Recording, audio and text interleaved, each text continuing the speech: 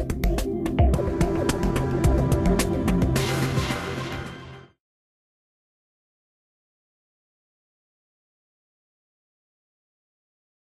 sure there will be questions, so would somebody like to kick us away? Kick us off? Yes, over there, there's a hand on James' side. Could we hang on just a minute? My name is Inka Salovara, and thank you, Emily. That was a fantastic speech. I was thinking, because Guardian is a fantastic, the most innovative platform, digital platform there is. So I would like to know that what was the secret of that organization, because in every single news organization, the biggest sort of obstacle is that there is such an inertia, and people don't want to change, or they want to look outwards, or at least there is really difficult to make changes. I think, I mean, the answer is there is no secret, but that there is a formula, for sure. And the formula is excellent leadership. And in Alan Rusbridger and the chief executive that I worked with, Carolyn McCall, they pretty much gave me and the team license to experiment. The second part of the formula is you have to have funding. And you don't necessarily have to have huge amounts of funding, actually, to start to be able to sort of prove success and demonstrate success through experimentation. So that's really the second thing. And I think the third thing is that you have to have, I mean, really those are the two key ingredients. The third thing, which I think is really important, though, in terms of practical newsroom implications, is that certainly sort of when we started to do some of the more innovative work there, every single thing we did was both kind of preceded by and then sort of followed through this pattern of discussion and collaboration between editorial, technology, and commercial. You know, the technologists did not work for editorial, they worked with them. The commercial department didn't work separately from editorial, work with them. And actually that sort of collaborative and discursive problem solving was really key. And having an integration on that level was also really the thing that enabled us to get innovation out of the door. And I think that it's hard to innovate. I think it's very hard to innovate where you have profitability at risk. The Guardian had less profitability at risk than some places. And you know, again, sort of people said, well, you were able to do what you did digitally at The Guardian because you didn't have a business model. The Guardian has a brilliant business model. You know, it makes money out of a business which is over there. It has a trust, and it supplies the money to The Guardian journalism over here. It's just not it's not a standard commercial model, though arguably you could say that some of Rupert Murdoch's journalism is not profitable, but you know, he makes money out of television companies, he puts the money into journalism over here. But it's really about, you know, if I had to analyse why it was successful, and I think the other thing was that we actually had a time, you know, The Guardian's a real powerhouse now because everybody works in the same place. There's a real concentration of effort. But a bit like JRC, there was a manifesto to put digital first, and there was a concentration of effort. But in the early days, you were actually allowed to kind of like succeed or fail, you know, separately, that we had scale by the time we converged. I think that I see lots of technologies crushed in newsrooms. Decreasingly, that's the case, but I think, you know, kind of that just anecdotally, I'd see that as being a bar to innovation. Okay, I'm seeing two at the front and one at the back and one in the middle. And we have one redundant roving mic. It's the people on the left wing as I look at the world who are raising the issues. Okay, where are we? Can we go to the back? That was the one I saw, and then move to the front, James. My name's Robert Gucci. I'm a PhD student at the University of Iowa. I also started helped start a couple nonprofit news organizations in the Midwest. And you talked about ProPublica, and you may not have like a real answer for this, right? But I'm just curious. Do you think that nonprofit journalism in the States could make it without for-profit media? Sometimes it seems that nonprofit is subsidizing the work of for-profit. And I don't, this is just kind of a... It's a really interesting question, and I've actually sort of thought about that myself, because it's very obvious when you come from a place where a significant proportion of British journalism is funded, pretty much directly funded by the government, to a place where the idea of government funding for journalism is anathema. So I've been very interested in that ecology of news in the States, and the answer is that I don't know. You see the Texas Tribune, you see ProPublica, and you say, well, can they survive without for-profit media? Historically, there was an awful lot of not unprofitable media which did very well, because people have different motivations for being in that market. Texas Tribune is another example, actually, which I should have mentioned and didn't, which again is kind of like a data-centric website set up as a not-for-profit, gets a high percentage of its traffic from data journalism of the type that ProPublica does. Would it survive without newspapers like, I don't know, kind of the New York Times or the Dallas Morning News or whoever taking its journalism? I don't know, but what I do know is that their journalism kind of makes the whole stronger. And I guess that was my point, which is that, it would never work as a siloed model, and it does work as a collaborative model. But in some ways, it's a win-win. It takes the cost out of the newsrooms for the organisations that can't afford to have one small sort of not particularly effective investigations unit that would struggle to do the work that ProPublica does, but it can pull them in on things like Katrina and what happened to certainly sort of treatment in hospitals post-Katrina, which is fantastic work it did with the local paper down there. But it's an interesting question. I don't know. I suspect not. There were two colleagues at the front row there, James, if we can. You're the one at the end, or? Thank you. I'm Benedetta Brovini from Brunel University. And actually, you partially already answered my question, because I was just wondering if you could elaborate more on the argument you made about the fact that the lack of funding could actually lead to good journalism and could be seen as an opportunity. You answered a bit in terms of having collaboration. It's a question. It's a really, as I say, I'm aware that it's not a particularly popular thing to say, but it's certainly, I think it makes people focus on core purpose more and innovating around core purpose and why journalism matters. At the crudest level, it's like saying when I went into journalism, I remember getting my first job on a national newspaper, which was in 1990, and it honestly felt like winning the lottery.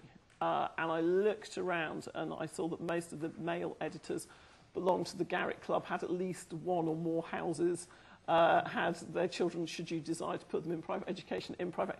It seemed like being a journalist was a pretty appealing alternative to things like accountancy. It's not why I went into it, I have to say, but and then actually almost the moment that I signed on the dotted line in 1990, salaries came to a screeching halt. And I think I actually literally stayed on the same salary for 10 years. Because there's a personal refocusing, I think, of purposes. I completely agree about students coming in. I would say they all want to be Woodward and Bernstein, but interestingly, very few of them actually want to work for, the Washington Post or its equivalent. They want to do this their own way, and they want to sort of pursue the idea of startups. And I asked a couple of them about this, and it's not to get rich; it's to do the journalism they want to do in the way they want to do it, without the constraints of career ladders and timetables. So, I think that I think it does engender, and again, talking to sort of journalists at the JRC, one of them said, because it's great to talk about innovative change in the newsroom, but it's incredibly stressful for the individuals involved. It's incredibly stressful. So I asked, one of the journalists, how do you find all of this? People coming and sitting in the newsroom, having to fact check on every article, doing it, and they said it is really exciting to be part of a company that's innovating. So I think that I think it sharpens the focus of the importance of journalism, and it means that you have to drill down to the things that are most important. And I think if you want to make a lot of money from celebrity journalism or having a kind of a worldwide, which is that's a model as well, you can do that But if you're not going to make money out of it, I don't think, you know, there's not.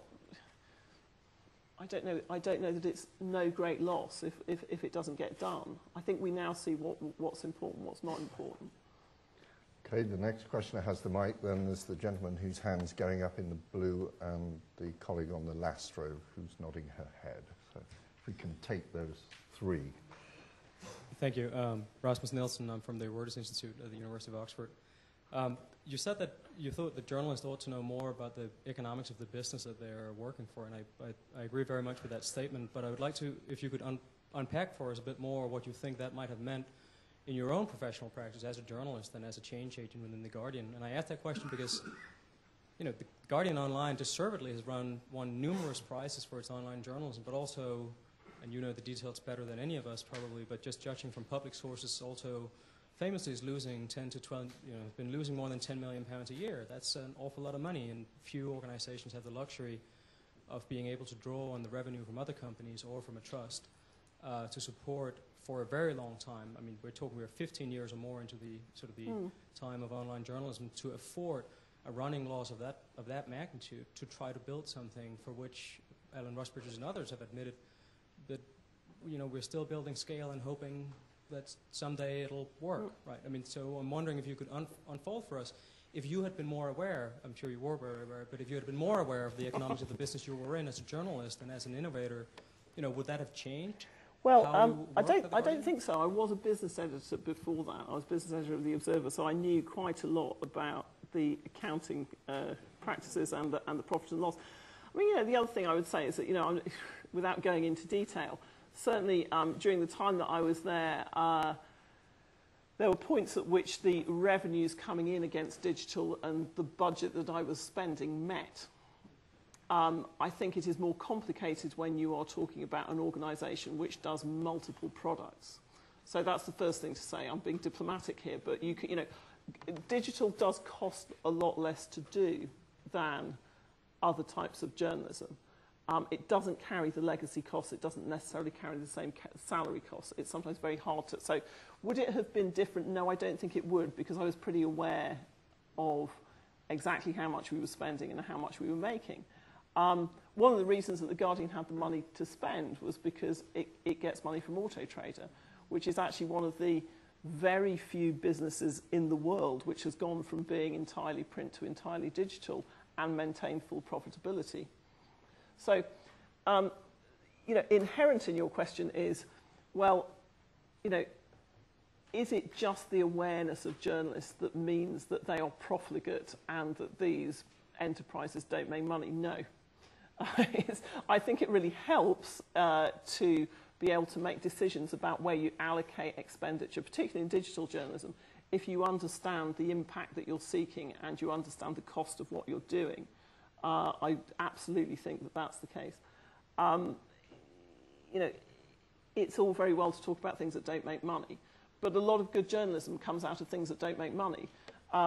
You know, good journalism actually often doesn't and can't make money, and that's one of the, you know, I said there's a very sort of Western-centric view of the world. I was talking to a journalist last year whose husband had been assassinated by the government in a very repressive regime.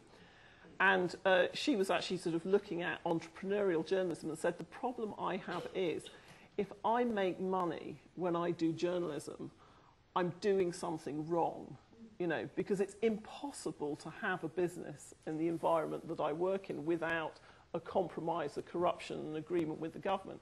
And this is, you know, this is problematic. But I think that it does mean that we have to sort of think about other ways to take money into journalism. It certainly means that you have to think about cost rationalisation and how you can use the technology and free tools out there to really drive costs in the newsroom down. And talking about newsroom cost reduction is really unpopular. Nobody likes to do that. But the fact is that the cost of production in all of these things is dropping through the floor. There are still organisations, many organisations, that just find the cultural step of taking advantage of those cost reductions hard, because it inevitably means people. So Okay, we're getting a flood of questions now. So the man in the centre of the City University London block there. They're a menacing We know presence. where you live. And then there's the colleague at the back, who I can just, and then Angela from the rebranded Goldsmiths, no longer Goldsmiths College.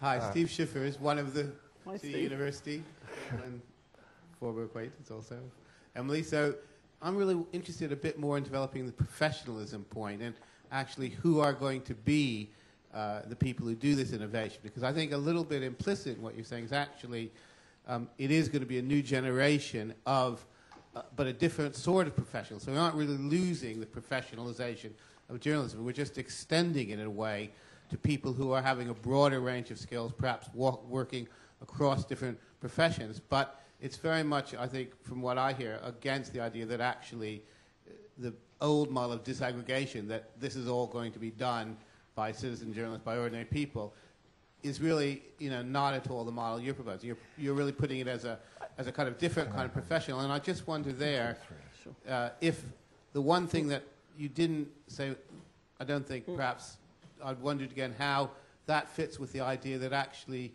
there is a tendency toward automation or aggregation that in some senses is bypassing part of this role. And how does that fit into this idea of the new innovative professionals? Okay, thanks. Can we take a mic to our colleague at the back? If you keep fanning yourself, it will help identify. Which gives me a segue into, I'm sorry it's so hot in here, but Thank you, Catherine. a good debate always does that.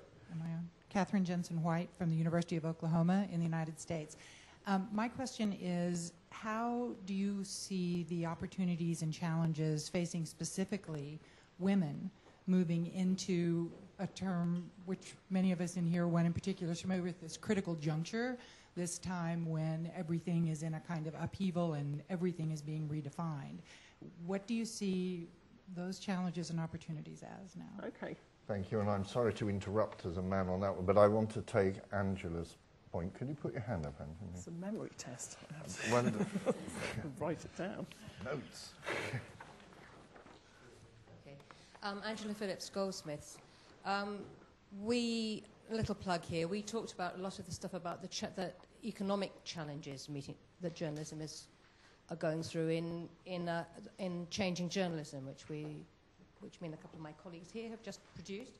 And I'm quite interested in your slightly utopian take, really, which is, I suppose, possible coming from The Guardian to a well-tenured job in an American university. It's not a tenured job, can I just say that? Okay, I am still a journalist, so I'll correct your fact, but go on. Okay. But, for us, I sort of working at both ends, really. We also, from Goldsmiths, produce what was, I think, and still is, an innovative news website called East London Lines, and all our students are using mobile technology, doing many of the things that you talk about. And we've tried to introduce the idea of entrepreneurial journalism. But the biggest stumbling block is that, as you know as a business journalist, being a business person is a full-time job. Being a journalist is also a full-time job. Trying to get journalists to think through the economics of what they're doing is very, very difficult, and it's very time-consuming. It seems to me that there's a sort of irreducible problem here, and it's a problem that's happened all over the States, where most of the innovative hyperlocal sites have actually collapsed, or if they haven't collapsed, are mainly using material from the better funded, bigger organizations in their area. They're using a lot of repurposed material. I think that the idea of having hyperlocal sites, or indeed local sites with a lot of young journalists using new equipment is fantastic. I've got no problem with that at all. I still think we come down to the irreducible problem is, how do you fund it? My background is in the left press of the 70s. I know what it's like to work for free. I did it for quite a long time, and as soon as I had children, I had to stop, because actually I needed to put food on the table. And we need somehow to address this. Some of the little experimental local papers that have started up here, like in Swansea, down the road, there's no money coming in because there's nobody amongst them who knows how to produce any money. And we need to, I don't think it's about journalists as journalists becoming business people. I think it's about partnerships with business people, and I'd be really interested to see. Okay, yeah. Well, first of all, I'd sort of push back and say, or not push back, but I'd just sort of clarify and say, at no point did I say it was a good idea for journalists to also be business people. I think it's a good idea for them to know about the cost of what they do. I don't think that that is time-consuming and difficult. I think it should be a core part of anybody's training to know which of the 1,000 tools for this story are you using and why, and how much is it going to cost you, and is there a better way to do it? I think that's just got to be in the DNA of journalists, digital journalists dealing with different tools. And I hear what you're saying about, well, it's all very well being very utopian. There's this model which doesn't work. There's that model which doesn't work. It's not, it's not sustainable. There has been business innovation in the digital space. A lot of it hasn't been paired to journalism, and we have a crunch point here. One of the things that we said in our report earlier this year was that, this contingency of advertising and sales is totally separated now from the product. So when you look at how some digital businesses make money, it's a very different model, earned media rather than bought media. So providing web services to local businesses at a certain cost rather than space-bought advertising, for instance, is one. There's a really sort of strange business called KSL, which is a Mormon business in Salt Lake City, which actually has a phenomenally profitable classified advertising business, which is sort of the front of its business. At a time when everyone says, well, Craigslist, all the money has gone out of classified advertising. There is no easy answer, but I don't think it's good enough to say, well, the business model just isn't there. One of the reasons the business model hasn't been there is because actually we haven't quite got the product right yet. You have to have something really good to attract funding, whether it's philanthropic, whether it's advertising, whether it's a relationship with an audience that can be monetized. And I think in the transition phase, journalism has struggled with that, to be perfectly honest. Are there enough business people, or is there enough innovation within the commercial departments of media organisations? Absolutely not. Absolutely not. And one of the things that I would hope is that as it becomes just generally a much more technologically innovative and interesting place for, if you like, the cool kids to be, that this will actually attract some innovation in the commercial models as well. Those people at the moment just don't work in media organisations. They tend to go off and sort of form something like, dare I say, Groupon. But JRC, as I say, this company where I sit on the digital advisory board, they're working really, really, really, really hard at replacing lost dollars with digital dollars. And to an extent, it's actually working, but it has to be a focused commercial effort as well. And I think that the innovation has been, I would agree with you, that the innovation has been completely missing from commercial. I don't think it's necessary. Jeff Jarvis and I completely disagree on this. I don't think that it's the job of the journalist to come up with those. I think that's too big an ask. I think it is the job of the journalist to innovate better journalism. And then it's really about, as you say, this collaboration of how do you work with a network of partners. The good news is that the news industry of the future is much more prepared to do that and talk about collaborations and talk about ways to bring money into the business. And, it's not over yet. The money will be lower, there will be less of it, there will be fewer journalists, they will not be paid very much. Can we return to the colleague's question about challenges for women? Challenges for women. Well, the 33% rule still predominates, which is, at any level, the 33% rule, for those of you who don't know, is that if you fight for sort of diversity within any kind of hierarchy, once you achieve 33%, what tends to happen is that everybody looks around the boardroom table or the editorial board table or whatever, and if they see 33% of women, 33% who are non-white, etc., they think, oh, that's it, we've done diversity. I think it's a significant problem, but I think, again, you know, the pressures on the business have to are partly going to have to solve this, because the women is more, you know, women are not even a minority. I do think it's really important to encourage women into the technological side and understanding the technological side of journalism. My assistant professor, who's just joined the Tower Centre, is 29. She's a woman. Her background is in computer science. Professor Susan McGregor, she does data visualization and tools. It's very, very important, actually, to us that, you know, it's very important to us that we encourage women into that side of the profession, because at the moment there is a real problem, particularly in computer science, where the number of even sort of female, I'm sure you know, the number of female undergraduates doing computer sciences is actually falling. So, you know, again, it's not an easy area, but it's an area, I think, of high concern, as with all diversity, because unless you actually have a proper kind of reflection of your audience, again, you're not going to be very well placed to create a good business. Sorry, then Steve. Steve, I can't remember can what you it is. recap it for us? I can remember. Yeah. Whether it's actually becoming more professional versus whether,